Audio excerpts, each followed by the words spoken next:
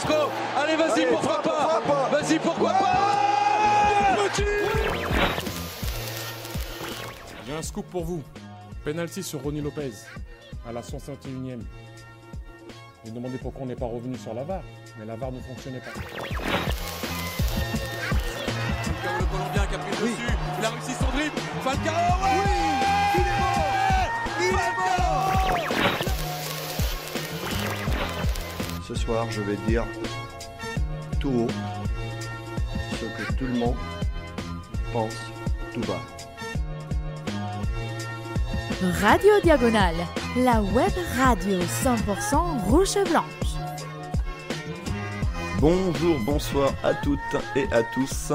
Nouveau club Mounégou historique. On s'attaque maintenant à l'équipe type des années 80. Et pour en parler avec moi, il y aura Boris. Salut Boris. Salut Rome.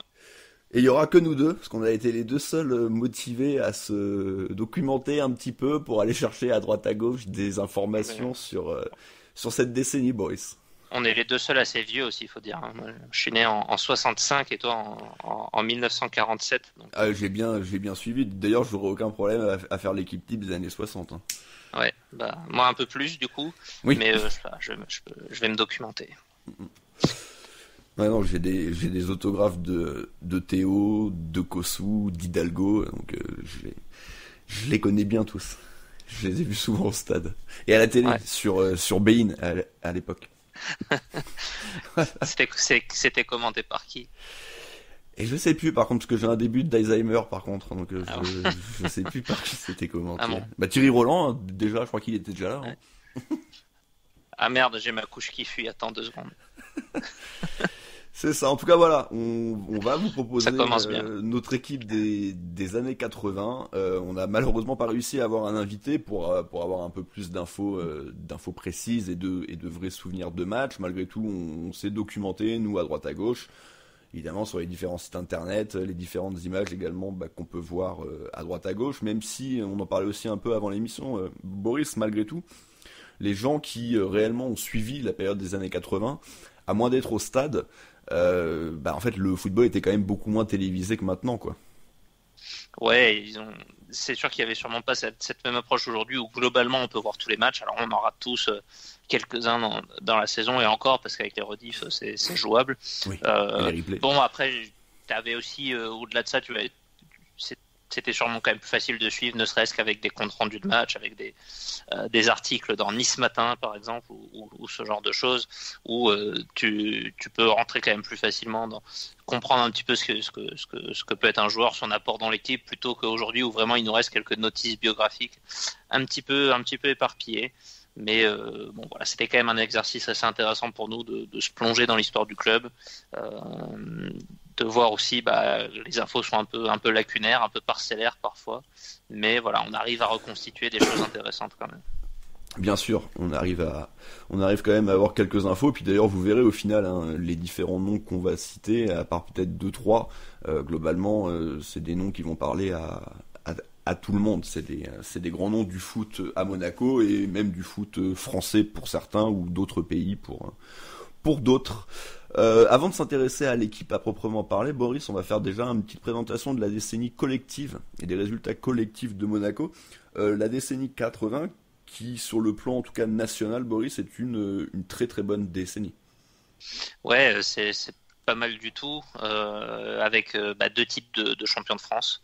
Notamment, alors je sais pas s'il y a, j'ai pas forcément tous les titres en tête, doit pas y avoir beaucoup de décennies plus riches finalement en titres, peut-être les années 60, 2 titres de champion de France, 2 coupes de France aussi, auxquelles il faut rajouter 2 finales perdues. Oui. Voilà, on rappelle, il n'y a pas de coupe de la Ligue à cette époque-là, donc voilà, on participe à 4 finales sur 10 finalement dans la décennie, ce qui est pas mal. Et tu as bien fait de préciser sur la scène nationale, parce que pour le coup c'est une époque où on va tout juste commencer à la fin de ces années 80 à jouer un rôle sur la Coupe d'Europe, parce qu'avant ça c'était pas du tout dans les gènes du club. Il n'y avait pas de bons résultats, ça sortait quasiment toujours au premier tour contre des clubs obscurs. Allez voir un petit peu l'historique de Monaco en Coupe d'Europe jusqu'à Wenger grosso modo. C'était assez cata, mais voilà, l'année 80 c'est un peu le début de Monaco qui considère la Coupe d'Europe, et puis c'est le début aussi du centre de formation avec Gérard Banide. Et voilà, vous avez sûrement écouté les émissions sur les décennies de 2010, 2000 et 90, et vous avez déjà pu voir, je pense, l'importance qu'aura ce centre de formation. Donc c'est aussi un moment clé de l'histoire du club. Tout à fait, ouais. Un vrai moment clé, et oui, voilà, comme on le disait, en Europe, c'était vraiment pas ça, et comme tu l'as dit, aller voir nos différents micro-parcours sur la scène européenne, mais oui, il faut vraiment attendre les débuts des années 90 avant de voir, fin 80 même, oui, avant de voir les premiers beaux parcours européens, comme on a pu connaître maintenant depuis une trentaine d'années, quoi. De manière un peu, certes irrégulière, mais Monaco est un peu connu pour ça, pour une fois tous les 6 ans, on va dire, en moyenne, faire un gros parcours sur la scène européenne, mais en tout cas, voilà, lors de cette décennie, c'était pas du tout le cas.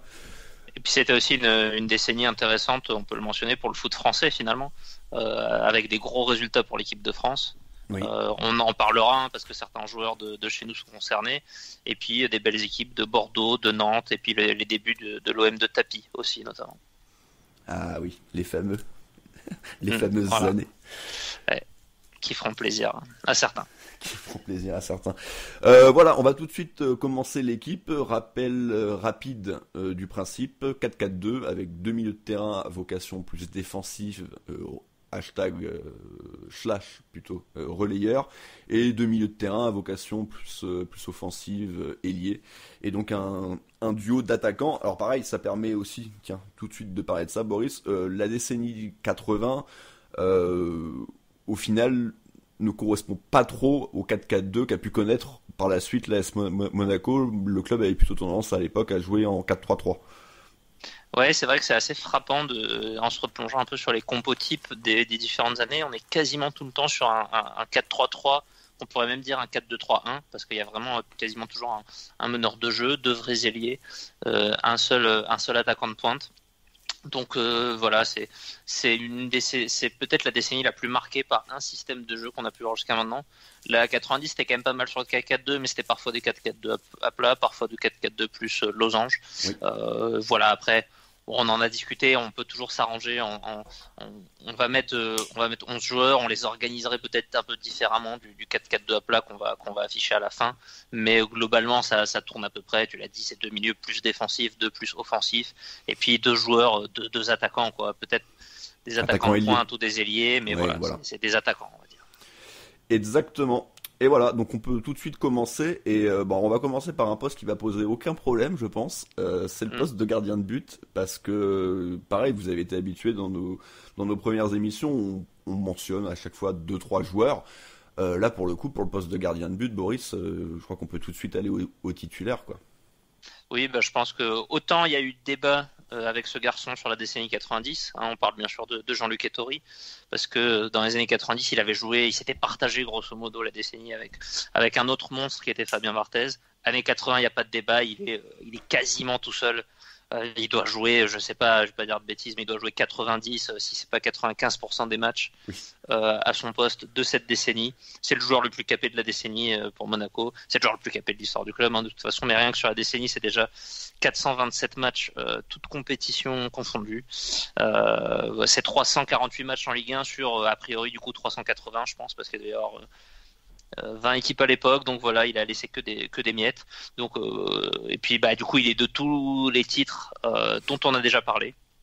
Il est aussi international A, alors pas tant que ça finalement, dans le sens où il n'est pas de toutes les campagnes de l'équipe de France. Il est surtout marqué par celle de 82, où il est un peu l'un des héros malheureux du fameux France-Allemagne de Séville, puisque c'est lui le gardien de but qui prend les 3 buts allemands et qui je pense, en touche pas une sur les pénaltys. Enfin, si, il doit en sortir un. La séance terrible.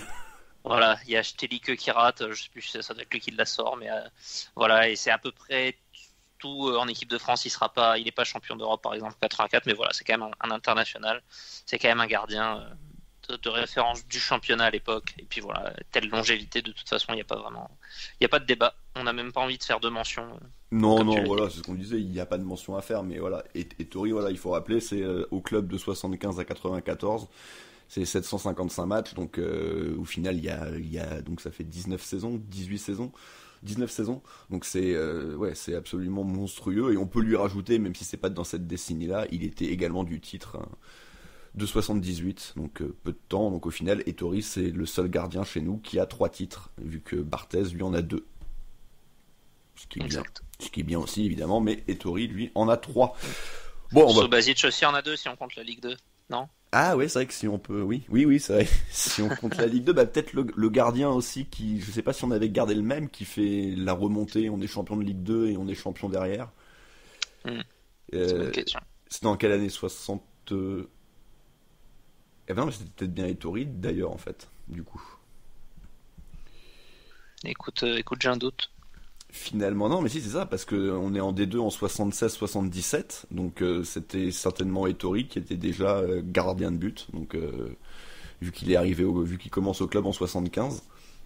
Donc non, c'était déjà Jean-Luc Ettori, donc lui on peut même lui rajouter du coup 4 titres, même si visiblement là sur la fiche que j'ai devant moi, il ne joue pas en D2. Il commence à jouer à partir de la saison. Ouais, voilà, il est dans le groupe, mais il ne joue pas une seule rencontre, il commence sa vraie première saison pleine, c'est celle du titre.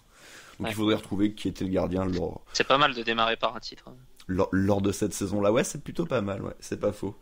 Bon, voilà, en tout cas, le poste de gardien de but, il est fait, on en avait déjà longuement parlé lors de la décennie 90, donc on peut tout de suite passer à la défense, et on va commencer par le poste de latéral gauche, parce que le titulaire, c'est peut-être même celui qui est le plus obligatoire dans cette équipe, ou en tout cas le plus talentueux de l'équipe, on va dire, plutôt que le plus obligatoire. Mais est-ce que tu avais avant ça peut-être un ou deux noms de joueurs qui, malgré tout, se sont débrouillés à ce poste-là sur cette décennie, quoi? Écoute, j'avais noté un nom, parce que au final, le titulaire, il joue aussi quasiment toute la décennie. Exactement. C'est quasiment comme Ettori. J'ai quand même noté un nom, alors qu'il était un latéral à la fois droit et gauche, qui s'appelait Thierry Nino. Qui a un peu de longévité quand même, puisqu'il joue 6 saisons en tout, oui. Dont une sur la décennie 70. Il y a 150 matchs au final pour l'AS Monaco. Il y a des saisons un peu plus où il a un rôle un peu plus minime, où il joue qu'une quinzaine de matchs, mais il y a quand même 3 saisons à plus de 30 matchs pour l'AS Monaco. Voilà, il est notamment du titre de 82, où il joue quand même pas mal. Il joue 27 matchs de Ligue 1. Il est de la Coupe de France 80. C'est un joueur formé au club, ça fait partie de cette génération sortie par Banid. Joueur qui joue aussi, qui peut jouer aussi dans l'axe. Donc voilà, c'est pas un joueur qui était très connu, mais c'est un des rares faire-valoir que j'ai trouvé sur ce poste à citer. Exactement, donc c'est pareil, de mon côté j'avais rien noté de spécial, mais évidemment on va pouvoir s'intéresser aux titulaires. Et quel titulaire? On en parlait avant l'émission, tout simplement peut-être le meilleur latéral français de l'histoire. Ouais, on parle bien sûr de Manuel Amoros. T'as dit le joueur plus talentueux, pour moi c'est presque le premier nom en fait. Alors Ettori et d'autres sont évidents, mais pour moi c'est presque le nom, ce serait presque mon capitaine, ce serait presque mon joueur principal sur cette équipe. C'est vraiment Manuel Amoros, parce que en plus du côté longévité que peuvent avoir des Puel ou des Ettori, il y a vraiment la qualité et le talent d'un des tout meilleurs joueurs du monde à son poste, et j'ai presque envie d'enlever à son poste à cette époque-là. Voilà, c'est un joueur qui, s'il était tombé dans les années 90, 2000, serait resté maximum probablement 2 ou 3 saisons chez nous avant de partir à l'étranger. C'est tombé dans les années 80 où il y avait encore des joueurs qui restaient dans des clubs. Donc au final, il y a 9 saisons. Il y a 348 matchs pour l'AS Monaco, 46 buts, ce qui est quand même pour un latéral est assez incroyable. Oui. Alors il jouait parfois un peu plus offensif, un peu au milieu. Mais voilà, c'est un joueur évidemment international, champion d'Europe. Je te le disais juste avant l'émission, il a été élu 2e meilleur joueur de la Coupe du Monde 86 derrière Maradona. Pour classer le personnage. Voilà, c'est un arrière latéral absolument hors norme. Un des rares joueurs, on parlait de Barthez l'autre fois, qui était peut-être le meilleur à son poste au moment où il jouait à l'AS Monaco. Le meilleur dans le monde, je dis bien. Donc voilà, absolument indiscutable. Il sera dans l'équipe type de l'histoire de l'AS Monaco, c'est absolument indiscutable aussi. Ça sera un des tout premiers noms à cocher. Donc voilà, pas grand chose de plus. Et c'est le dernier truc que je rajoute, 4e joueur le plus capé de l'histoire du club. Oui, exactement, 4e joueur le plus capé, puis comme tu le disais, aussi le joueur le plus sélectionné en équipe de France sous la diagonale, parce que il a 82 sélections en équipe de France, et il en fait 61 sous notre maillot, parce qu'après on sait qu'il va partir à Marseille. Malheureusement. Ouais. Puis à Lyon, alors je sais pas s'il est toujours international quand il joue à Lyon, parce que c'est vraiment sa fin de carrière, mais en tout cas quand il est à l'OM, il continue un petit peu d'être international, donc voilà, il en a quand même 61 chez nous. Il faut savoir que le deuxième c'est Barthez avec 37 caps sous notre maillot, donc il est largement leader dans cette statistique, et il risque d'ailleurs de le rester à vie, parce que vu comment le foot a évolué maintenant, les très bons joueurs et qui du coup sont internationaux français, ils restent pas chez nous. Ouais. Si Mbappé était resté ne serait-ce que 3-4 ans, il aurait pu se rapprocher de ce score-là, mais bon. Et 61, c'est vraiment énorme. Ouais, je veux bien avoir des espoirs sur Benoît Badiachil, mais bon. Ouais. Ça me semble que, comme tu dis, en fait, si le mec devient suffisamment fort pour jouer autant en équipe de France, il reste pas, c'est une équation insoluble. A priori, c'est pas très très bon signe, quoi. Voilà. À part, voilà, encore une fois, le poste de gardien de but est un peu à part, donc c'est pour ça que Barthez a lui réussi à faire ça. Mais le compte, j'ai un peu de mal à croire qu'il ait beaucoup de sélections en équipe de France. Loïc Badiachil, non, tu crois pas, non? Non, ça ira. Déjà, ça serait bien qu'il se retrouve un club. Alors, on va me parler de l'équipe de France. En tout cas, voilà, Amoros, bien entendu, titulaire indiscutable, et j'espère que lors de vos votes, messieurs, vous ferez le bon choix et qu'il aura 100% des votes. D'ailleurs, peut-être que je mettrai seulement son nom. Comme ça, au moins, on sera peinard. Ça fait déjà 2 postes, ouais. De l'autre côté, donc au poste de latéral droit, même question, j'ai envie de te dire, petite mention peut-être. J'ai eu quand même un mini débat dans ma tête. Ouais.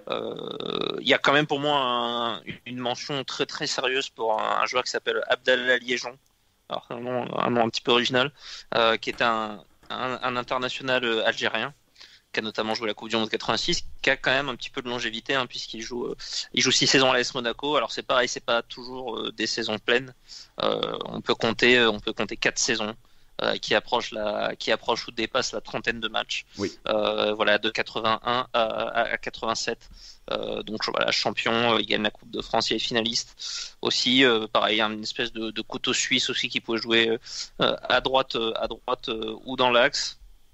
Qui n'était pas né dans l'axe, mais qui était un joueur assez offensif, et puis qui a fini par perdre sa place au profit du joueur qui, je pense, on a mis tous les deux titulaires, qui a moins joué finalement en longévité et même en nombre de matchs, mais qui a peut-être plus de constance. Tout à fait, ouais. Et donc voilà, pour parler de ce joueur titulaire, alors je suis pas sûr parce que j'ai plus toutes les équipes devant moi, mais j'ai l'impression que c'est le premier joueur que je mets dans 2 décennies. Alors, ouais. Moi j'ai mis Ettori du coup, mais ouais. Toi, ouais. T'avais mis Barthez. Non, t'avais mis Barthez aussi. Ah non, oui, j'ai mis Barthez. T'avais mis Barthez aussi. Il y a un autre joueur dans cette équipe. Oui, pour l'instant, oui, parce on y viendra. Ouais. On est d'accord, il y en a un autre. Mais et du coup, voilà, c'est Luxonor que moi j'avais déjà mis à ce poste-là. Toi, par contre, tu l'avais décalé au poste de latéral gauche sur la décennie 90, parce que ça te permettait de mettre Sagnol. Moi, j'avais fait le choix de Manu Petit en latéral gauche, mais évidemment, Luxonor titulaire chez nous de ce poste de latéral droit. Assez logique, c'est une des grandes figures du club également. Il fait partie des joueurs avec le plus de matchs. On parlait tout à l'heure d'Amoros qui était 4e. Luxonor, lui, est 8e avec 315 rencontres. Donc un des emblématiques du club. Ouais, voilà. Et alors les rencontres, elles sont partagées, comme tu as dit, sur les 2 décennies. Il arrive vraiment sur la fin des années. Il arrive en 86. Il arrive, d'ailleurs c'est marrant, il arrive de Metz où il faisait partie de l'équipe qui nous avait battu sur la finale de Coupe de France 84 notamment, et du coup il va être champion avec Monaco, finale de la Coupe de France 89. Donc voilà, c'est le début d'une grande aventure pour un joueur qui a marqué le club. Alors peut-être pas le plus talentueux, mais il mérite sa place dans cette équipe. Il mérite sa place, et on parlait de Amoros et ses 61 sélections sous notre maillot. Luxonor, il en a 9. Et c'est 9 tout court d'ailleurs en équipe de France. Donc Ouais. un joueur Bah, dans l'absolu d'un tout autre niveau, mais un joueur important du club. une des histoires, il me semble, c'est que Wenger lui avait un peu vendu ça en fait, que lui allait le faire, il allait l'envoyer en équipe de France et tout, et c'était ce qui s'était effectivement passé. Exactement. La défense centrale, Boris. Alors là, pour le coup, on va pas être complètement d'accord. On a à peu près la même équipe, mais sur la charnière, on a une différence. Donc, avant de parler du joueur qu'on a mis tous les deux, peut-être mentionner un ou deux joueurs, si tu as peut-être. Ouais, j'ai 4-5 joueurs presque à mentionner. On peut mentionner un international français champion d'Europe 84 qui s'appelle Yvon Leroux. Qui était titulaire lors de la finale de l'Euro, qui avait été titulaire toute saison avec l'AS Monaco. Malheureusement, ça sera un peu la seule saison où il joue un rôle aussi important. Il est remplaçant dès la saison d'après, et du coup, ça se limite à une soixantaine de matchs à l'AS Monaco. Mais voilà, c'est un peu un défenseur de référence du championnat de France de ces années-là. Oui. On peut mentionner aussi quelques joueurs étrangers comme l'Argentin Juan Simón ou le Yougoslave Stojkovic, qui sont la charnière notamment de la Coupe de France 85, la charnière titulaire. Donc voilà, des joueurs qui feront à peu près, je crois que c'est 2 saisons, 2 saisons pour Stojkovic et 3 pour Simón. Donc voilà, des joueurs fiables, des joueurs. C'est un peu le début aussi des joueurs. Ça fait partie des premiers joueurs étrangers. Il n'y en a pas eu tant que ça avant. C'est notamment Stojkovic qui leur a pris la place de Leroux. Voilà un petit peu les joueurs qu'on peut mentionner. Et puis je rajouterai peut-être Rémi Vogel, qui est de la charnière championne de 88, aux côtés d'un joueur que moi j'ai mis, dans mon équipe. Et parce que du coup voilà, j'ai laissé le titulaire qu'on a tous les deux en commun et puis les deux autres. Sur lesquels on peut avoir un débat. Justement, ce titulaire qu'on a tous les deux en commun, alors autant je pense que les 3 premiers titulaires qu'on a cités, vous les connaissiez tous, hein, Ettori, Sonor, Amoros, ça parle à peu près à tout le monde. Autant là, je suis moins sûr que tout le monde connaisse ce joueur, et ce joueur c'est Alfred Vitalis, Boris, et qui lui aussi a un nombre de matchs assez impressionnant à l'AS Monaco. Ouais, en 2 époques, hein, parce que c'est un joueur qui avait été formé à l'AS Monaco, qui s'y était pas imposé, qui était parti. J'ai un petit doute, je sais même plus où exactement il était parti. À Tours. Voilà, il était parti, il s'était pas imposé vraiment à l'AS Monaco, il était parti jouer à Tours, qui devait être, je pense, en Ligue 2 à ce moment-là. Il était revenu et il avait fini par s'imposer. Un joueur pas très connu que moi j'avais découvert notamment, je sais pas si certains s'en souviennent, à travers une interview sur le site officiel du club cette année, où il y a un an ou deux, quelque chose comme ça, qui racontait ses mémoires un petit peu, parce que voilà, il a vécu notamment la remontée et le titre, t'en parlais, ça c'est plus dans les années 70, et puis même sur cette décennie 80, il y a 4 saisons. Il y a 172 matchs. C'est le capitaine du titre de 82, notamment. Il gagne aussi la Coupe de France en 80. Donc voilà un joueur très sérieux à prendre en compte, avec notamment un surnom très sympathique de Marquis. On l'appelait le Marquis. Le Marquis. Et d'un point de vue chiffre, c'est quand même, comme tu l'as dit, il y a 2 périodes, mais c'est 279 rencontres. Et surtout 260 dans la vraie période où il revient au club et où il va devenir titulaire petit à petit et s'imposer dans cette défense et être champion de France en 1982, avant d'aller finir sa carrière à Strasbourg pour une dernière saison. Voilà. Coupe de France 86, je sais pas si tu l'avais dit. Je crois. Mais voilà, du coup, un beau palmarès chez nous. Alors, l'autre titulaire, toi, t'as fait le choix d'un joueur qui est souvent étiqueté Bordeaux, mais qui, malgré tout, a fait 2 saisons, qui ont entrecoupé d'ailleurs sa carrière bordelaise, mais 2 saisons pleines et 2 saisons de qualité sur le plan individuel et surtout sur le plan collectif. Ouais, j'ai aussi choisi un peu la renommée du joueur, puisque j'ai sélectionné Patrick Battiston, qui est pareil un des grands joueurs marquants du football français de cette époque-là. On en parlait des grandes épopées 82, 84, 86 de l'équipe de France. Patrick Battiston, c'est un joueur qui en fait partie. Lui aussi, on s'en souvient, pas en bon forcément pour son match contre l'Allemagne, puisque c'est fait complètement exploser par la sortie de Harald Schumacher et qui finit avec 3 dents en moins et dans le coma à la fin du match. Et voilà, plusieurs années, c'est l'époque où il était à Bordeaux, plusieurs années plus tard il viendra à Monaco. C'est vraiment un des très grands défenseurs du championnat de France de cette époque-là, donc c'est vraiment un joueur de grande renommée qui vient à Monaco à cette époque-là, qui va gagner le titre tout de suite la saison 88. Voilà, il sera aussi de la finale la Coupe de France l'année d'après, une deuxième année plus difficile, notamment si vous voulez voir les images de la finale contre l'OM en 89, il souffre quand même beaucoup face à un certain Jean-Pierre Papin.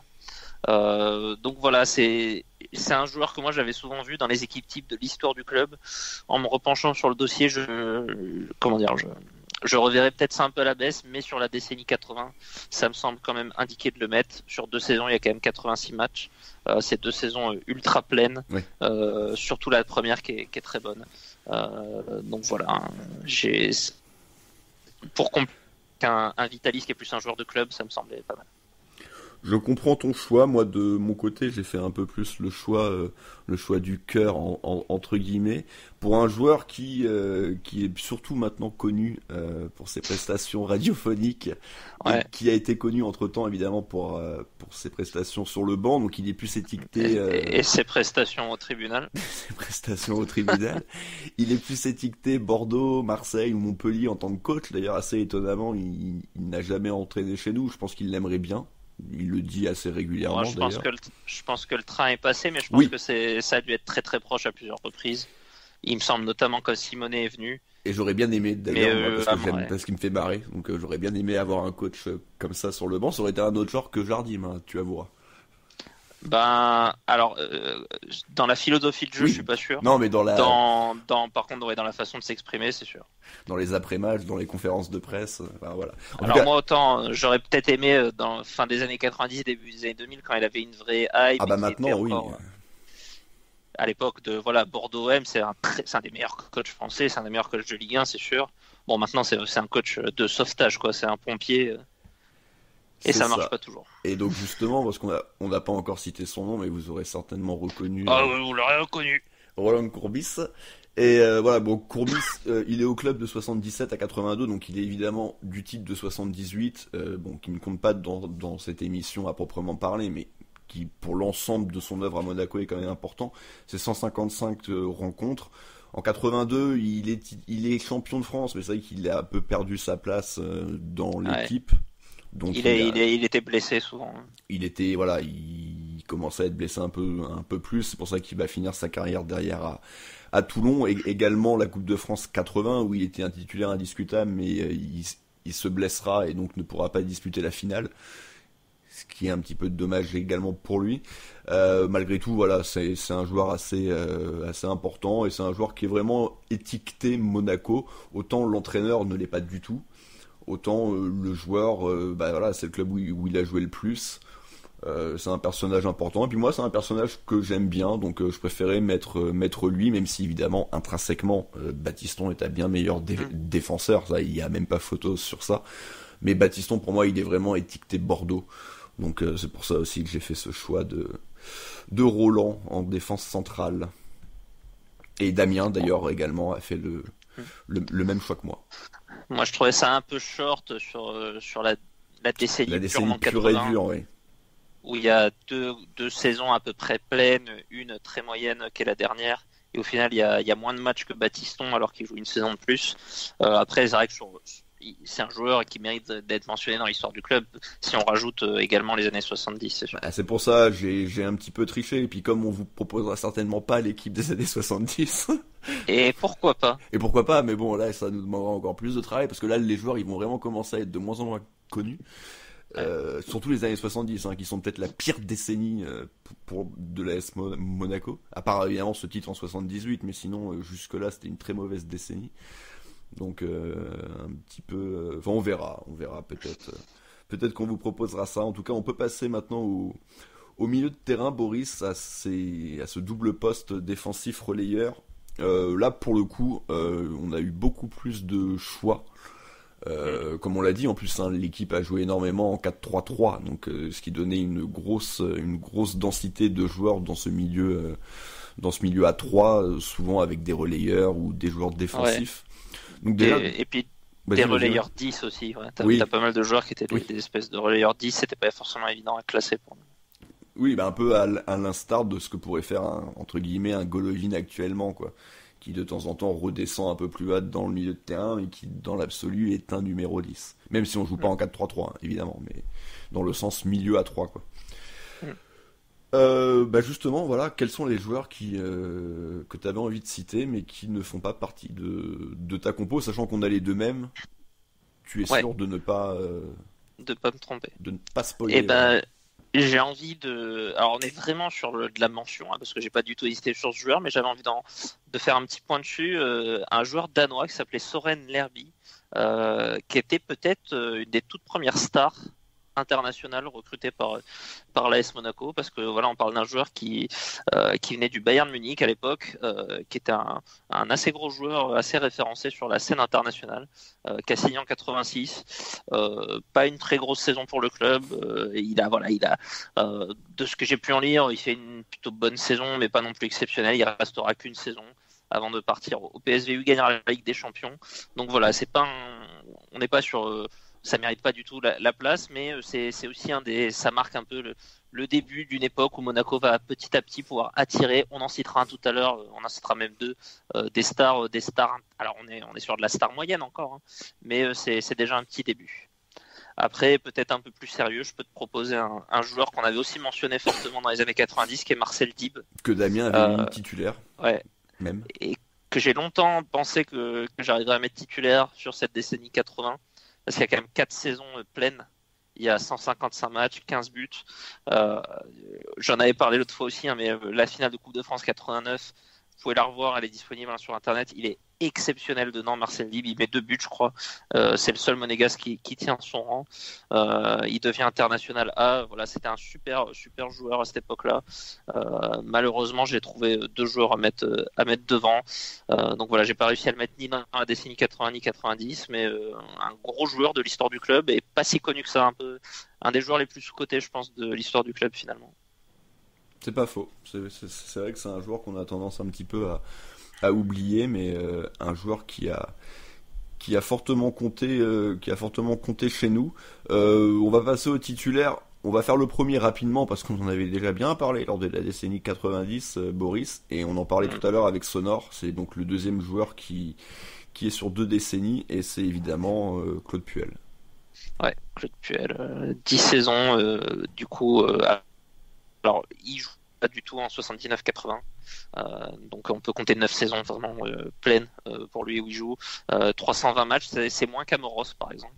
Oui. Sur la décennie, ça doit être le 3e joueur du coup, mais voilà, il s'impose déjà.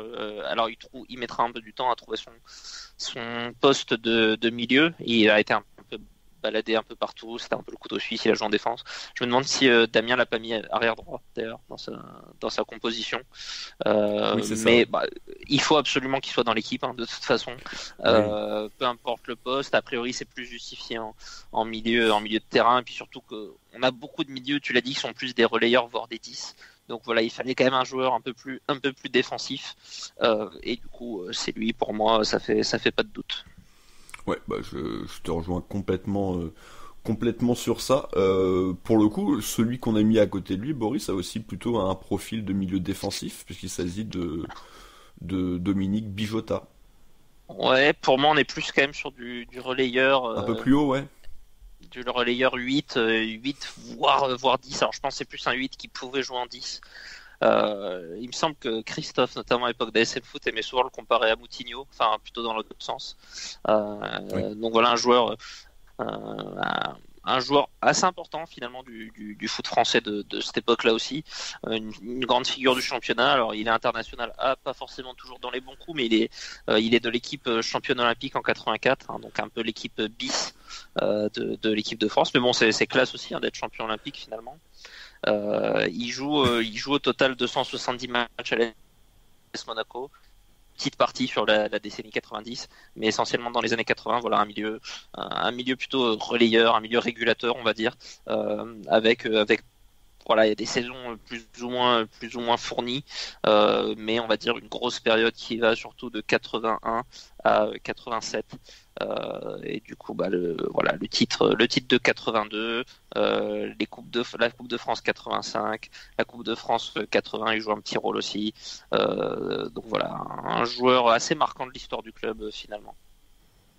Oui, tout à fait. Mais c'est pour ça que j'ai fait le même choix que toi. C'est vraiment le nombre de matchs là pour le coup était vraiment trop important pour passer à côté de lui, même si Marcel Dib aussi, j'ai beaucoup hésité, mais il avait un peu le problème d'être tellement à cheval sur les 2 décennies que ça a joué un petit peu contre lui, et malheureusement pour lui, au final, il se retrouve dans aucune de mes 2 compos. Enfin, malheureusement pour lui, je pense qu'il s'en fout, hein. Mais ouais, ça va aller, il va dormir. Ouais, je pense qu'il devrait bien le vivre. Mais voilà, du coup, j'ai mis Bijota. Non, mais c'est vrai que si on les compare à l'histoire du club, on peut sérieusement se poser la question lequel serait devant.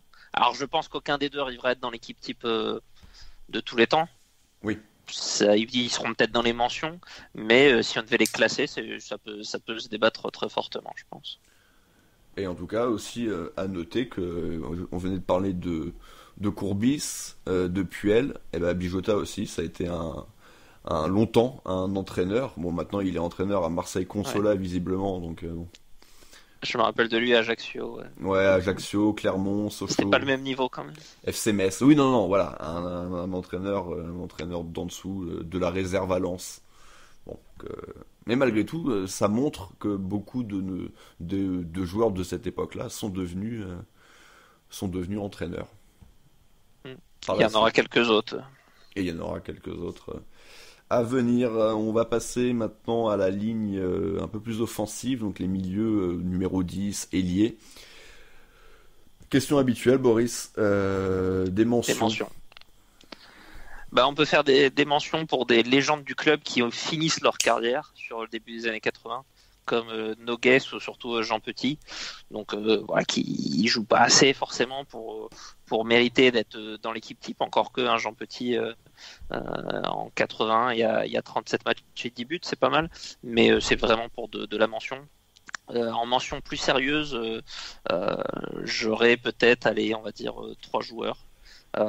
Jean-Marc Ferratch, qui lui pour le coup était quand même un pur ailier dans ce qu'on a appelé, ce qu'on disait tout à l'heure, des vrais 4-3-3, qui était plus l'ailier droit, qui a parfois joué aussi en attaquant de soutien, voire en attaquant de pointe, plutôt fin des années 80, qui est champion en 1988. Mentionner Daniel Bravo aussi, que certains connaissent aujourd'hui. Ouais, une mention sérieuse. Un autre qui est plus connu pour ses prestations, pour le coup pas radiophoniques mais télévisuelles, hein. Oui. Mais qui a été peut-être un des jeunes joueurs les plus hypés de l'histoire du foot français. Le Petit Prince, le Petit Prince Duré, qui était vraiment vu comme un énorme joueur qui a fait une carrière sûrement un ou deux tons en dessous de ce qu'on a pu croire à un moment, mais voilà, qui était quand même un joueur très sérieux, qui joue 150 matchs pour 30 buts à l'AS Monaco. C'est pas les meilleures saisons du club, malgré une Coupe de France en 85. Il y a pas de titre de champion de France. Là, il est entre les deux. Ouais, il est un petit peu entre les deux. Il est quand même champion d'Europe en 84 avec l'équipe de France. Donc voilà, c'était bon, de ce que j'ai pu en lire, en comprendre, ça reste une semi-déception par rapport aux attentes, on va dire, ce joueur-là. Donc au final, il y a quand même des chiffres, des stats assez intéressantes, mais bon, pour moi, il a pas passé le cap pour l'équipe type. Je crois qu'il est dans celle de Damien. Et moi, Damien Lamy, oui. Ma dernière mention du coup, c'était Bernard Gengini. Bernard Gengini, qui est pas trop marqué Monaco finalement, Tu parlais de Battiston tout à l'heure, Gengini peut être plus associé à d'autres équipes, mais il fait quand même 3 saisons assez costaudes quand même à AS Monaco. Gengini, pour ceux qui se souviennent pas, c'est un des joueurs du premier carré magique. On en avait parlé l'autre fois avec Raphaël Kosmidis quand on avait parlé des grands 10 de l'AS Monaco. Voilà, c'est un joueur qui jouait avec Tigana, Gires, Platini en équipe de France avant d'être remplacé par Fernandez, qui était un des tout meilleurs numéro 10 de l'époque. Bon, il y avait une grosse concurrence en France et qui fait 3 saisons. Il est quasiment à chaque fois meilleur buteur du club. Pour un 10, c'est pas mal. Il met 57 buts au final en 3 saisons. Donc voilà, joueur très sérieux lui aussi. Tout à fait. Et maintenant les titulaires, on s'est pas concerté, mais on a mis les deux mêmes. Alors on va commencer par celui qui est peut-être le moins connu des deux, même très certainement le moins connu des deux. Et je vais parler du Suisse, comme son nom ne le fait pas forcément penser d'ailleurs. Umberto Barberis. Ouais, probablement suisse, italienne, je sais pas. Mais ouais, un joueur début des années 80 du coup. Je sais pas qui est peut-être un peu plus offensif qu'un Bijota, mais tu vois, à mon avis, on est un petit peu dans le même gabarit de joueur, un peu relayeur meneur. Mais voilà, ouais, je vais plutôt le mettre lui du coup un peu plus offensif. Voilà, 3 saisons au club, champion en 82. Il a été élu meilleur joueur étranger de Ligue 1 en 80 et 82. Alors, à relativiser parce que c'est une époque où il y avait sûrement beaucoup moins de joueurs internationaux dans le championnat, mais c'est quand même ça marque quand même un certain impact sur le championnat. 121 matchs, 36 buts au final. Donc voilà, c'est quand même un joueur. C'est sa seule expérience, je crois, à l'étranger, l'AS Monaco. Oui. Non, il a joué en Suisse, oui. Ouais, et voilà, ça sur 3 saisons, parce que je crois pas qu'il en ait d'autres. Ça aurait été un joueur vraiment assez marquant de l'histoire du club. Ouais, et puis tu parlais de ses 36 ou 37 buts. Surtout son plus important, c'est lui qui marque le but du titre lors de la dernière journée face à Strasbourg en 82. Donc aussi voilà, pour ceux qui ont vécu forcément cette époque, c'est un titre forcément avec beaucoup d'importance, je suppose, un peu comme nous. C'est qui en 2017 qui marque le but de titre? C'est Mbappé qui marque le premier, parce que Germain marque le deuxième. Mais j'allais le dire. C'est pour plier l'histoire. Ouais. Mais bon, techniquement, le 1-0, c'est Mbappé qui le marque face à Saint-Etienne. Donc voilà, forcément, c'est aussi des petites choses qui marquent et qui restent. Donc c'est aussi pour ça qu'on l'a mis tous les deux, je pense, dans notre équipe. Et également, pareil, de ce qu'on a pu en lire, ouais, c'était un joueur beau à voir jouer, un joueur très technique, voilà, comme je l'ai dit, petit gabarit, parce qu'1m70. Alors le foot était certes beaucoup moins physique, il y avait moins de gros Golgoth à cette époque-là que maintenant. Il n'empêche que les petits gabarits avaient déjà bien évidemment leur place. Donc voilà, pourquoi moi j'ai décidé de le mettre titulaire plutôt qu'un Bravo par exemple, avec qui j'ai hésité le plus, mais voilà, de ce que j'ai lu à droite à gauche, je pense que c'est un joueur que j'aurais également apprécié à ce poste-là. Donc mon choix s'est tourné assez facilement vers lui, même si je dois l'avouer, c'est un joueur que je connaissais pas forcément beaucoup avant de faire des recherches. Autant tous les autres qu'on a pu citer jusque-là me disaient quelque chose, autant lui, Barberis, c'était un petit peu passé sous le radar chez moi. Donc ça m'a permis également d'en apprendre un peu plus sur lui et voilà pourquoi il est dans mon équipe. Et pour ce qui est de l'autre titulaire, pour le coup là tout le monde le connaît, parce que s'il n'est pas resté très longtemps au club, il est certainement le joueur qui, en tout cas dans ce qu'il a montré, a peut-être le plus marqué les années 80. En tout cas chez les supporters. C'est souvent un joueur qui revient énormément, en tout cas, quand on parle du meilleur joueur. Et certains ils même pourraient presque te dire que c'est peut-être le meilleur joueur vu sous le maillot de l'AS Monaco. Voilà. Pour être le meilleur joueur de l'histoire, il manquera forcément un peu de longévité, un peu de matchs, un peu même de titres, parce qu'il y a un titre de champion, mais finalement c'est pas énorme. Non. Mais si on parle purement de talent, je sais que moi c'est par exemple mon père qui a suivi un petit peu cette décennie-là, qui a débarqué à Monaco, je crois en 79, qui du coup a pas mal suivi. Ça a chaque fois que je lui ai demandé le meilleur joueur de l'histoire AS Monaco, m'a toujours répondu Glenn Hoddle. C'est vraiment une grosse star. Je parlais de l'Herbie tout à l'heure un peu pour faire une introduction, hein. Mais Glenn Hoddle, c'est l'autre grosse star qui va signer, grosse star internationale, hein, je parle.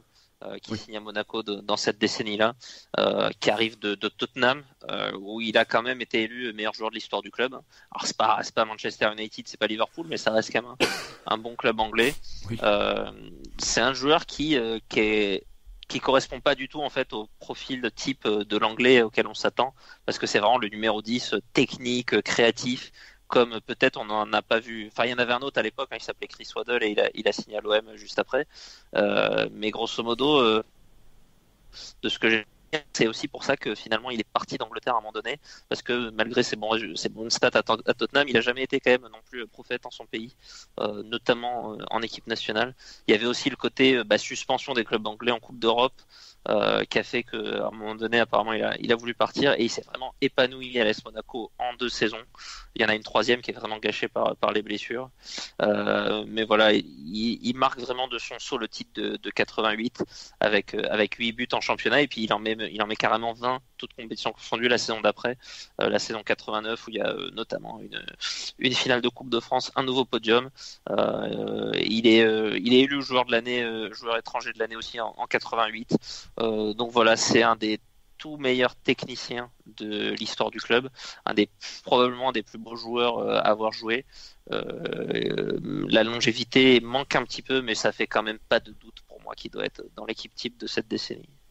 Oui, voilà, la longévité lui manquera certainement quand on parlera d'une équipe un peu plus all-time. Mais ouais, pour ce qui est des années 80, je pense qu'il a tellement marqué les esprits. Voilà, comme tu l'as dit, voilà, c'est peu de clubs, enfin c'est peu de clubs, c'est peu de matchs, c'est à peine 70 matchs, 69 rencontres, j'ai noté.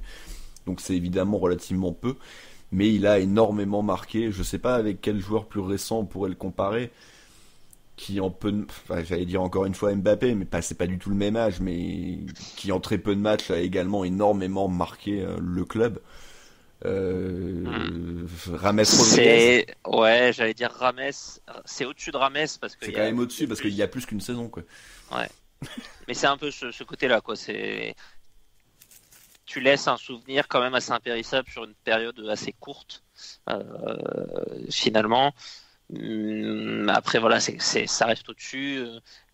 On pourrait penser un petit peu à Gallardo. Après ouais. Gallardo, malheureusement, il y a beaucoup de saisons gâchées à la fin. Mais il y a un peu ce côté-là aussi, quoi. Mais oui, voilà. Par contre, la grosse différence avec Mbappé, c'est que comme on l'a bien dit, hein, il avait déjà 12 ans de carrière derrière lui, presque 500 matchs avec Tottenham, donc c'était déjà un joueur avec un énorme bagage. Donc c'est pour ça, à la limite, peut-être un Berbatov, alors, plutôt dans ce style de joueur qui est arrivé, alors qu'il était déjà très connu, qu'il avait déjà joué au plus haut niveau et qui aura marqué les esprits. Berbatov, malgré tout aussi, hein, revient souvent quand on parle des joueurs... qui en plus c'était une énorme surprise parce que tout le monde s'attendait un petit peu à un four, et au final il aura marqué réellement Monaco, la différence étant qu'il n'y ait pas de titre de champion de France, et c'est vrai que c'est quand même une différence assez majeure malgré tout. Après Hoddle arrive un peu plus, on va dire, dans la force de l'âge, et en termes de vraiment une star qui arrive à l'AS Monaco.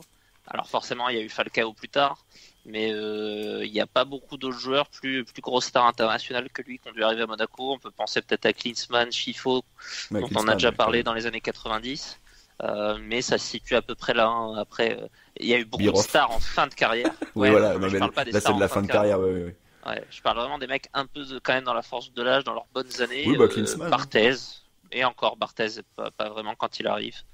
Donc ça se situe là, peut-être dans les 4-5. Nous, hein. Ouais. Parce que certes, il gagne la Ligue des Champions en 93, mais à l'époque, il était clairement derrière Lama, quoi. Donc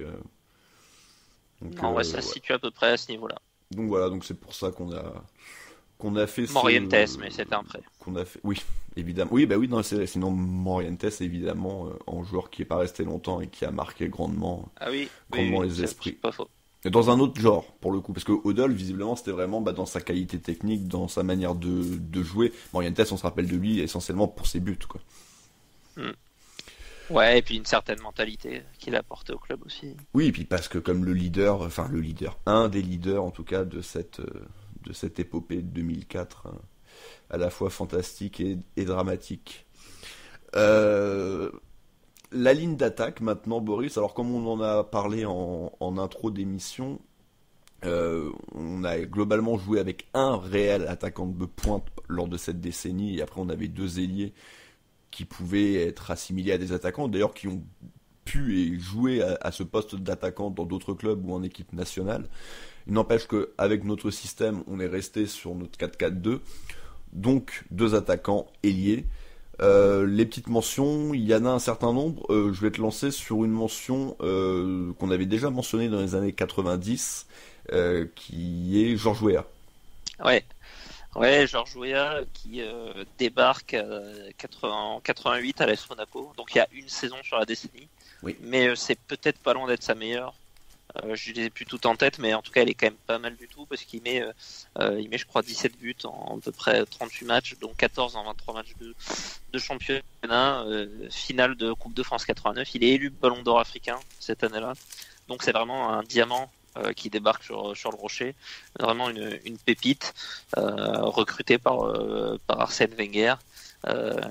Qui va prendre la place notamment d'un joueur dont on reparlera plus tard, qui était Marc Atlet, et qui va lancer sa carrière monégasque. C'est un peu juste, je trouve, pour cette décennie 80 pour être l'attaquant titulaire, mais ça mérite d'être mentionné parce qu'on va voir que le casting au-delà de ça est pas génial sur ce poste.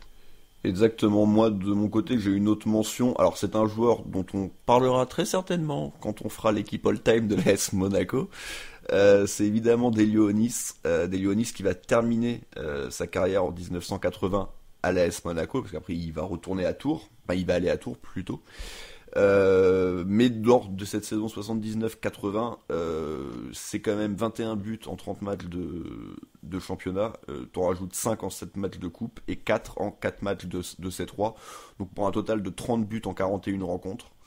Après c'était ses stats, hein. Onis, si tu regardes sa colonne à Monaco, c'est tout. Il n'y a qu'une saison qui est en dessous de 30 buts et c'est 29.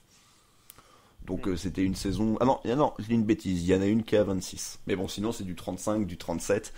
Donc un attaquant bien entendu extraordinaire, un attaquant qui aurait évidemment sa place de titulaire sans aucun souci dans la décennie 70.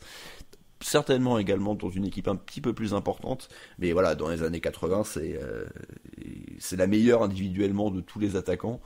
Mais comme il n'y en a qu'une, et qu'il n'y a pas de titre national de championnat, parce qu'il y a la coupe, mais bon, voilà, ça restera une mention. Est-ce que tu en avais d'autres ? Non, mais en fait, c'est vraiment intéressant de mentionner Onis, parce qu'en fait, on se rend compte que le costume a été très difficile à reprendre. On n'a jamais vraiment trouvé le successeur d'Onis sur toute cette décennie 80. Autant dans les années 90, on a galéré à enlever des gens parce qu'on avait beaucoup d'attaquants de très haut niveau.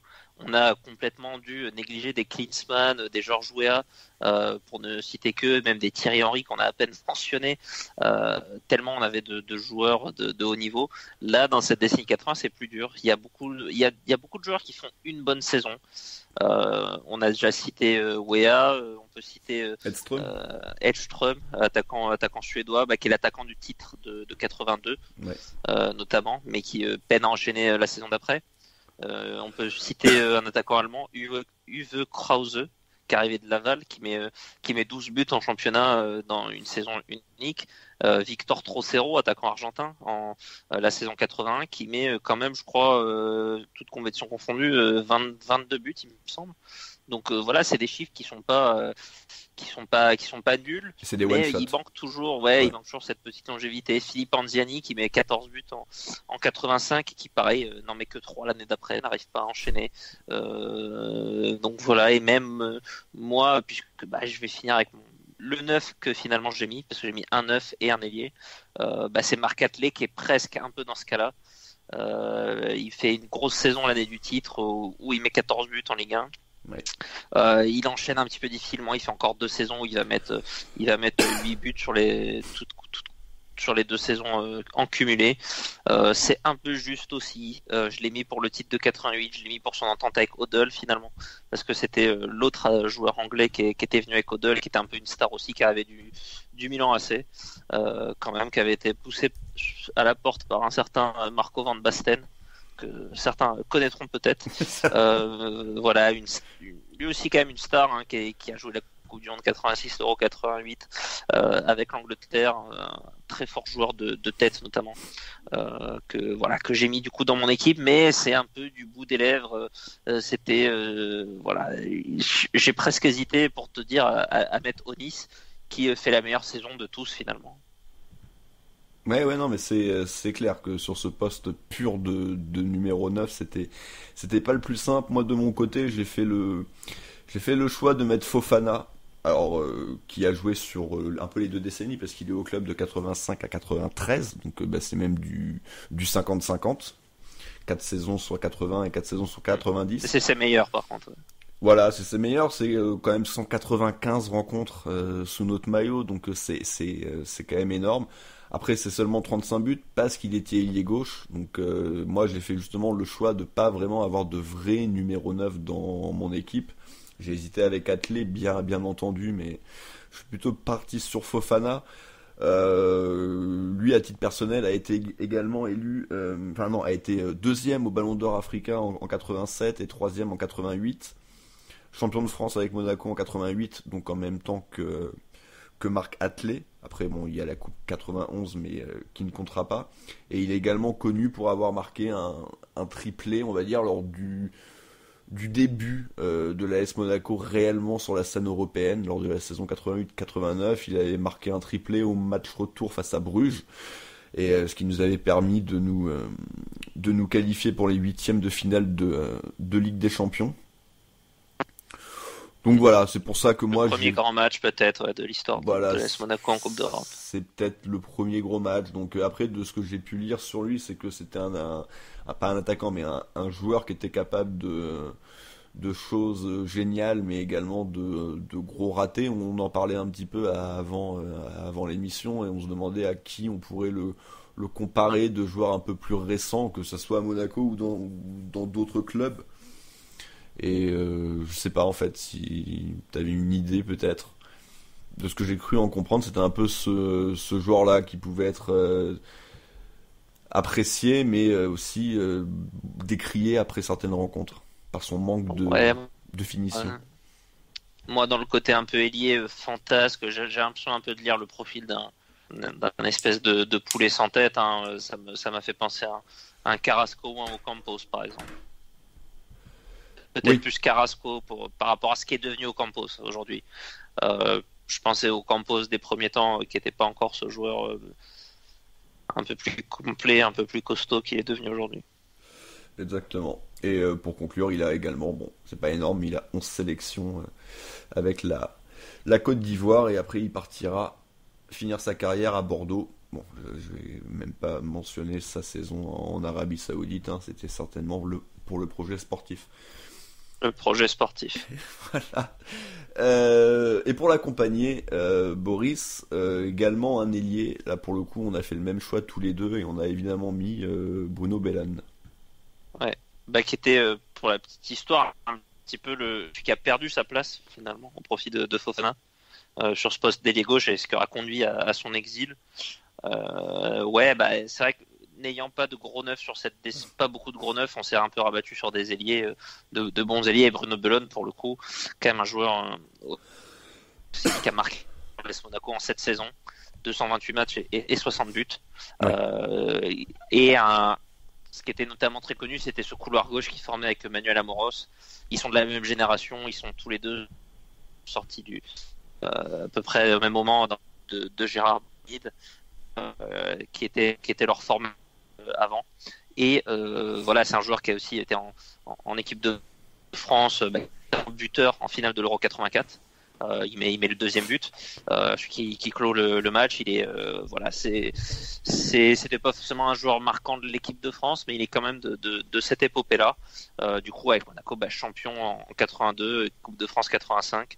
Il considère que j'avais lu qu'il considérait un peu, il l'avait mauvaise sur Wenger et Campora, qu'il avait un peu mis à la porte. Comme il faut dire aussi que Fofana était passé par là et commençait à lui piquer la place. C'est un joueur, alors j'ai parlé tout à l'heure de Vitalis qui avait un surnom de Marquis. Lui, son surnom, c'était Lucky Luke. C'est peut-être encore plus stylé finalement. Et c'est un des premiers noms, peut-être un des 5 noms évidents dans cette compo, à mon avis. Oui. Voilà, il sera peut-être assez loin pour une équipe type de tous les temps, mais sur la décennie 80, ça justifie complètement, et c'est même le meilleur attaquant, en tout cas le premier qui vient à l'esprit. Oui, c'est ça. Et pour en revenir aux sélections, lui, il y en a 31 de ses 34 sous la diagonale. Donc ça fait de lui le 3e joueur le plus sélectionné en équipe de France en étant au club. Juste pour la petite anecdote, hein, c'est Sidibé qui est 5e. Ça va faire frémir beaucoup de monde, je pense. Avec 18 sélections, il est devant Thuram, Petit, voilà. Ça peut faire peur, mais... Parce qu'il était trop mauvais pour partir avant. Ça doit être ça. Ça doit être ça. Bah, Trezeguet en a 21. Voilà, c'est lui qui est entre Bellone et Sidibé. Bah voilà, on a fait le tour du 11 en tout cas. On va pouvoir maintenant conclure et parler de l'entraîneur. L'entraîneur, on va avoir un petit peu le même débat qu'on a pu avoir sur les années 90. À savoir qu'on a un coach, Arsène Wenger, qui malheureusement pour lui est tellement à cheval sur les 2 décennies qu'il est un petit peu dur à mettre. Alors vous, les auditeurs, vous l'aviez mis sur le banc de la décennie 90, c'est d'ailleurs assez largement devant Tigana. Je crois que j'avais juste mis ces 2 noms en concurrence. Je crois qu'il avait eu 65 ou peut-être même 70% des votes, alors que pour le coup chez nous, tout le monde avait mis Tigana, à l'exception de Damien qui avait mis Wenger. Même Christophe avait mis Tigana, même si évidemment on parle aussi des années que lui, à titre personnel, avait préféré avec ce titre de 97 entre autres. Mais le problème se repose un petit peu, Boris, sur les années 80, même si là pour le coup il y a 2 prétendants, je pense, qui peuvent s'asseoir également sur le banc. Ouais, bah en fait c'est vrai que ça m'embête de mettre Wenger nulle part, mais en fait dans le fond s'il fallait le mettre quelque part, je l'aurais plus mis sur les années 90 en fait. Ouais. Quand je repèse, même si son seul titre finalement il est sur les années 80, c'est sa première saison, c'est 88. Je trouve qu'il y a plus de longévité sur les années 90, il y a des parcours en Coupe d'Europe qui sont vraiment intéressants, il y a pas d'autres titres de championnat, mais parce qu'il y a un énorme OM en face aussi, il y a quand même une Coupe de France. Bon, les années 80, c'est pas là, j'ai pas vraiment hésité finalement avec l'autre que j'ai mis. Peut-être par contre que Wenger potentiellement serait devant Tigana et serait devant les autres coachs des années 80 sur un classement de toute l'histoire des entraîneurs. Oui. C'est juste que voilà, pour lui le découpage est un peu malheureux parce que ça tombe mal. Par contre, c'est vrai qu'il y a aussi, finalement, on tombe pas si mal sur les coachs sur ces années 80, parce que j'en ai noté 2 autres. Oui, c'est ça. Alors, il y a celui que j'ai choisi, mais il y a même 2 autres. Il y a Stéphane Kovacs, qui fait qu'une année, qui est l'année 87, qui n'est pas forcément marqué l'AS Monaco, mais je le cite parce que c'est vraiment un assez grand coach de l'histoire du foot, tout simplement. On parle d'un double champion d'Europe avec l'Ajax de Cruyff dans les années 70. Donc c'est quand même une star du coaching. Alors c'est 15 ans plus tard qu'il vient entraîner Monaco, qui sera d'ailleurs son dernier poste. Mais voilà, c'était juste pour le mentionner. L'autre, un peu plus marquant, c'était Lucien Muller. Voilà. Qui est le coach de notamment, je pense, les 2 finales de Coupe de France, dont celle gagnée en 85. C'est ça, 84-85, et il fait également la saison 86. Donc ouais, c'est 3 saisons, et ça va faire 2-3-9 en championnat, et finaliste et vainqueur en coupe. Donc, et puis c'est les années, t'en parlais tout à l'heure, c'est les années Gingini, parce que c'est les 3 saisons où Gingini sera notre meilleur buteur en Ligue 1. Enfin, en D1 à l'époque. Mais voilà, en tout cas... Et tout ce beau monde s'incline. Voilà, c'est ça. Tout ce beau monde s'incline, et on a fait le même choix devant Banid. Alors attention, on parle pas de Laurent. Ouais, non. Pas de... Comment dire, il faut pas hésiter, là, c'est pas Laurent. Laurent est peut-être dans le top 30 des entraîneurs de l'AS Monaco, mais celui qui a vraiment marqué le club, c'est Gérard. Je l'ai dit, c'est lui qui a mis en place le centre de formation. Alors c'est plus à la fin des années 70. Il était avant à l'INF Vichy, où notamment c'est de là que viennent des joueurs, notamment Ettori par exemple. Il vient à Monaco, il a mis en place le centre de formation, il a ensuite récupéré l'équipe première en 79 et il a vraiment tiré les profits de ce qu'il avait mis en place au centre de formation. Il fait du coup 4 saisons avec ce titre de 82 notamment, la Coupe de France 80. Voilà, il refera des piges un petit peu plus tard à l'AS Monaco, Oui. Notamment dans les années 90 où il a fait Wenger. un coup de main à un moment donné. Ouais, il prendra entre Wenger et Tigana. Entre Wenger et Tigana, oui, c'est ça. D'autres piges au centre de formation. Malheureusement, il a entraîné l'OM aussi. Mais un des 3-4 entraîneurs très marquants de l'histoire de l'AS Monaco, on l'avait mis il y a quelques temps quand on avait fait ce sujet sur les meilleurs entraîneurs de l'histoire de l'AS Monaco. On l'avait évidemment mis dans les 6 qu'on n'avait pas forcément classé à l'époque. Oui, ceux avec le et plus de voilà. rencontres, oui. Ouais. Parce que Et Jardim bon, est arrivé dans ce quota-là, et d'ailleurs maintenant Ouais. Jardim il doit être bien haut maintenant, hein, Pépère. Hein. Ouais. Ouais. Par contre, tous les matchs qu'il joue le font baisser, je crois, dans l'estime de tout le monde. Ah Par oui, non, contre, ça c'est autre chose par contre, oui. Ça, plus il reste, plus il recule dans la hiérarchie. ça on est Et, d'accord. ouais. Mais oui, c'est vrai que c'était à l'époque où c'est pas l'époque du 200e match de Jardim où on avait fait ce dossier. Ça doit être Je me ça. rappelle plus, mais c'était sur un événement lié à lui et où du coup on l'avait mis aussi dans les 6. Et pour le coup, enfin, malgré ce qui se passe maintenant, il reste quand même dans ce top 6 pour moi. Mais voilà, bien sûr. Gérard Banid, qui au-delà de ces 4 années d'entraîneur, reste un grand personnage de l'histoire de l'AS Monaco. Ouais, et c'est pour ça qu'on a fait tous les deux ce choix-là, et voilà qui va donc conclure cette décennie 80, cette équipe type plus entraîneur de la décennie 80. Et avant de conclure, Boris, je vais te demander un petit récap de ta compo. Alors, on va voir si j'ai de la mémoire. Jean-Luc Ettori dans les buts. Arrière droit, Luc Sonor. Arrière gauche, Manuel Amoros, qui est, alors même s'il devait pas l'être, c'est à lui que je mets mon brassard de capitaine, ça me fait plaisir. Une charnière, Baptiston Vitalis. Un milieu de terrain pur récupérateur qui sera Claude Puel, plus relayeur qui sera Dominique Bijota. On arrive sur les milieux offensifs avec des joueurs internationaux, le Suisse Barberis, l'Anglais Glenn Hoddle. On continue avec l'Anglais Marc Atlet en attaquant de pointe, et puis en joueur un peu ailier gauche, un peu attaquant de soutien, peu importe, ça sera plutôt du coup Bruno Bellone alias Lucky Luke. Et tout ça est coaché par Gérard Banid, qui a entraîné et formé pas mal de ses joueurs.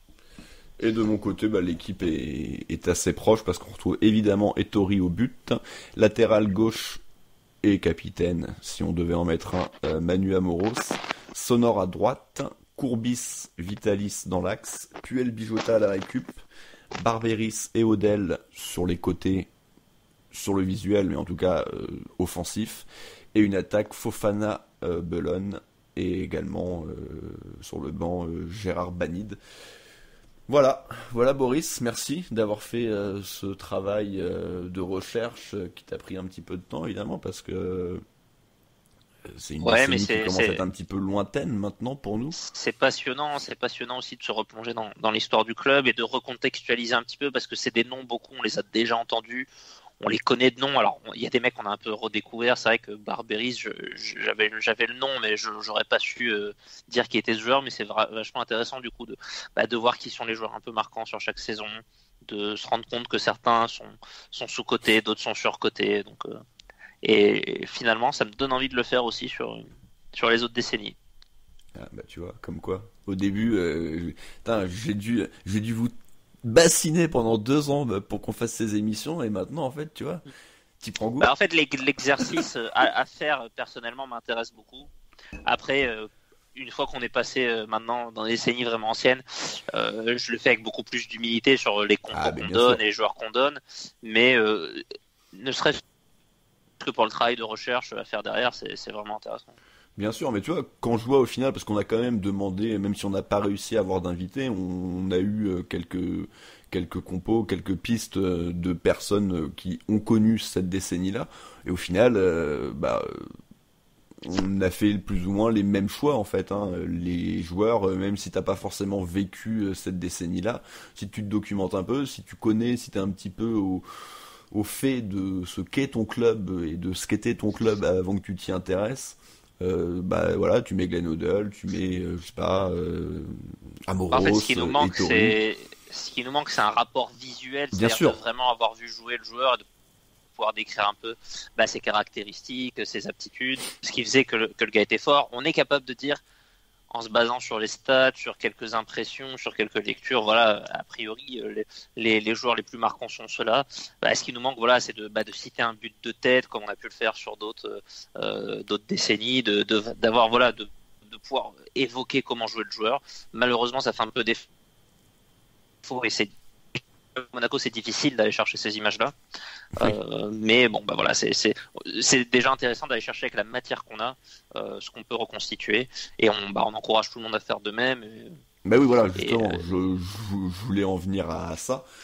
Pour ceux qui nous écoutent et qui nous ont écoutés, faites également de votre côté ce travail de recherche sur cette décennie-là et même sur les décennies d'avant. Il y a d'autres très grands joueurs qui ont été au club, qui ont marqué l'histoire du club dans les années 60 et 70, même si encore une fois la décennie 70 c'est pas la meilleure du club. Il y a des gros joueurs. Voilà, il y a du Onis, il y a du Jean Petit, il y a du d'Alger. Exactement, oui. C'est des mecs qui causent fort. Hein. C'est des mecs qui sont très très importants dans l'histoire du club, donc c'est pour ça aussi qu'on avait décidé de faire ces émissions-là. Il y avait aussi les émissions Pipe qui étaient un peu plus sur le ton de l'humour, évidemment. C'est pour ça qu'on les a pas fait d'ailleurs avant 2000, parce que c'était pour le coup encore plus compliqué de faire ce type d'émission. Là, pour le coup, si vous n'avez pas vécu ces années-là, c'est difficile de connaître un mec qui a fait 5 matchs et qui a été catastrophique. Alors que forcément, si on a vécu... je suis sûr que par exemple, un joueur comme Freddy Adu, dans 20 ans, personne ne saura qu'il a été à Monaco, quoi. Alors que nous, de notre génération, c'est quelqu'un de culte presque. Oui, c'est plus facile de retrouver des infos sur les grands joueurs que sur les bidons. Que sur les bidons. En tout cas, voilà, merci de nous avoir écoutés. N'oubliez pas déjà de voter pour votre équipe. Voilà, le formulaire, comme d'habitude, va être en description et va être également sur Facebook et sur Twitter. Les votes seront clos très certainement lundi et la composition, logiquement, on devrait suivre. La dernière fois, j'avais mis un peu de temps. Je l'avais posté que 3-4 jours après. Mais en tout cas, vous aurez évidemment votre composition d'équipe. Donc, n'hésitez pas à aller voter, à mettre un petit pouce et également à commenter, voilà, dans l'absolu. Et n'hésitez pas aussi à nous donner des idées d'émissions de ce genre. On en a encore plusieurs en stock. Comme tu le disais, Boris, on va peut-être finalement s'atteler à la décennie 70. On verra. Mais c'est une possibilité. Il y aura évidemment l'équipe all-time. On a d'autres idées, mais n'hésitez pas à nous donner des idées. Voilà. Merci Boris de m'avoir accompagné pour cette émission. Le prochain rendez-vous, ça sera la Ligue 1. Monaco qui se déplacera à Bordeaux, si je ne dis pas de bêtises. Donc un gros match pour la reprise. Pas sur moi, de quoi ? Ne compte pas sur moi pour le calendrier de Ligue 1, là je l'ai pas en tête. Non, mais je crois qu'il s'agit bien de Bordeaux. En tout cas, voilà, ça sera l'occasion pour nous de vous proposer un nouveau débrief. D'ici là, portez-vous bien et Dagé Mounegou. Et bisous.